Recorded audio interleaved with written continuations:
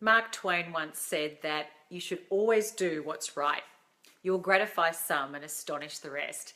You know, trust lies at the cornerstone of all our relationships.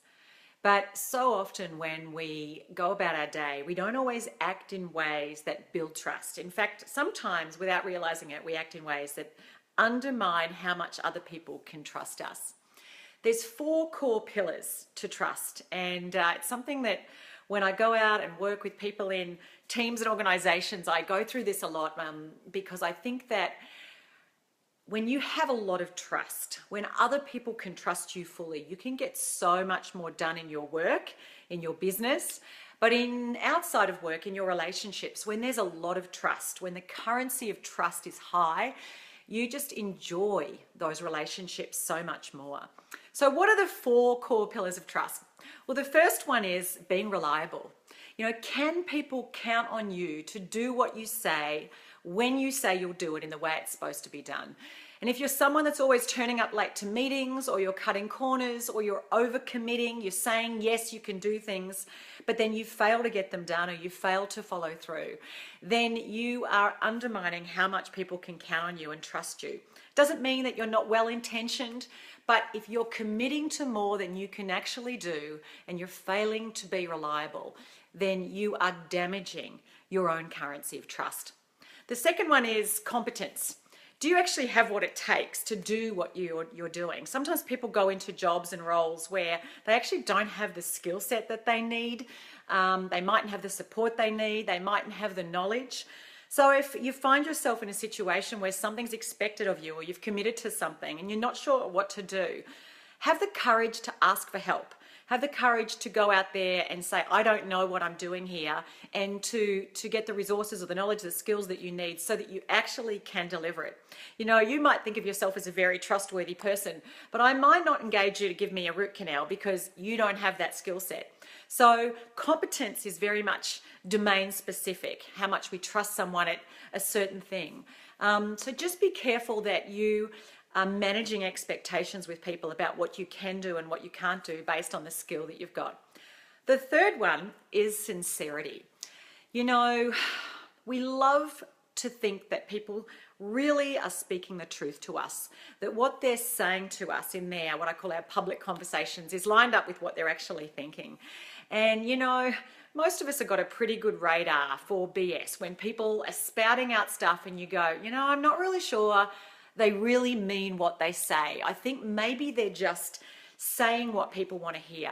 So sincerity is really about doing what's right even when it will cost you. It's about saying what you really believe, even though people might not always like to hear it.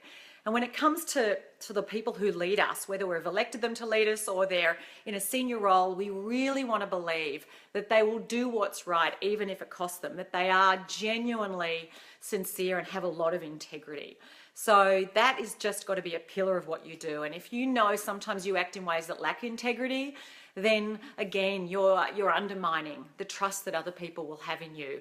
And as I said, that currency of trust makes all the difference in your ability to achieve what it is you want and to build the relationships that are really rewarding for you and others. And the fourth pillar of trust, I'm going through these pretty quickly, but is around how much people think you care about what they care about, your level of concern. You know, often before people decide what they think about what you have to say, they decide what they think of you. You're probably doing that right now with this video. You're going, do I even like her? Do I give any credence to what she has to say? And, you know, people want to know that you care about what they care about. And when you assess that someone is really just about their own self-interest, it's going to undermine how much you trust them. Of course, sometimes it doesn't really matter. You might be just getting them to cut your hair and you don't care that much about whether they care about what's going on for you at home right now. But when it comes to your ability to lead people, to influence people in a personal way, when they know that you genuinely care about them as a human being, that you care about their concerns and their needs and their fears and their desires, you know, that's going to build trust in ways that nothing else can. Taking time out just to listen to people, to understand what's going on for them, is an incredibly valuable way to build trust. So If you're not sure about how much people can count on you, why don't you go out and ask some of the people you know, that you work with, that you live with? Ask them, what can you count on me for? And what can you not count on me for? And make it safe for them to share whatever is the truth for them. Don't judge them for it. Thank them for it. And just recognize that maybe there's some areas of your life where you can be more trustworthy. It's not to say you're not an honest person, but that you can be someone that others can count on more. Because it really is, how much people can count on you is like credit in a bank account. It makes such a big difference. Likewise, when you are working with people or dealing with people and you know you don't really trust them, I hope that those 4 different pillars help you to distinguish what it is that you don't trust. Maybe they're a really great person, but you just can't count on them to be reliable and do what they say they'll do and follow through. Or maybe they just don't have the skills, even though you really like them. Or maybe you actually just wonder how much, despite how competent they are and despite the fact that they're reliable, you just don't know that they truly care about the things that you want to achieve, that you're not necessarily on the same page, and that they're more about caring about looking after themselves than anyone else. I hope this has been helpful for you.